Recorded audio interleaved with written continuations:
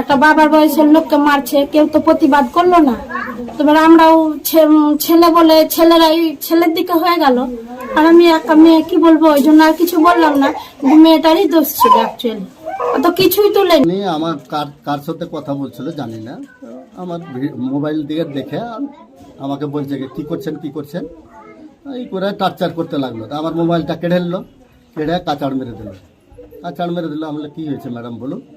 বললে ভিডিও করছো, ভিডিও করলে তো আপনাকে বলতাম, ঠিক আছে, আর ভিডিও করলে তো আপনার ফেস প্রচুর করতাম, হ্যাঁ পুরোটাই।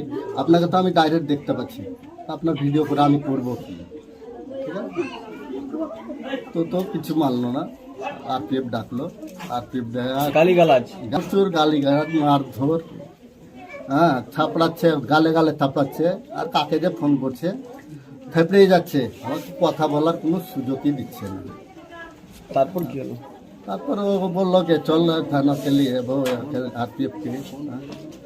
ফোন করলো, ফোন করে তো কথা বলছে, কার সাথে কথা বলছে, ভাষা তো বিশ্রী ভাষা। এখন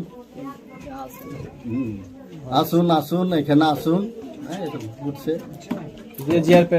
জিআরপি অফিসে ফোন করে ডাকলো, জিআরপি এলো, গেলাম।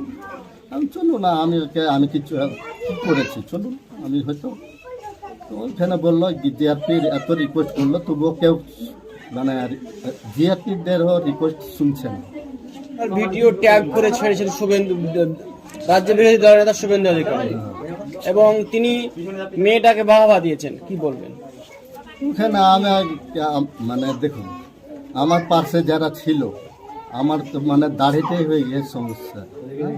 আমি এমন কিছু করিনি, এই দাড়িটাই হয়ে গেল মূল কারণ। মানে আপনি মুসলিম? মুসলিম। আপনার নাম? আমার নাম মাফিকুল।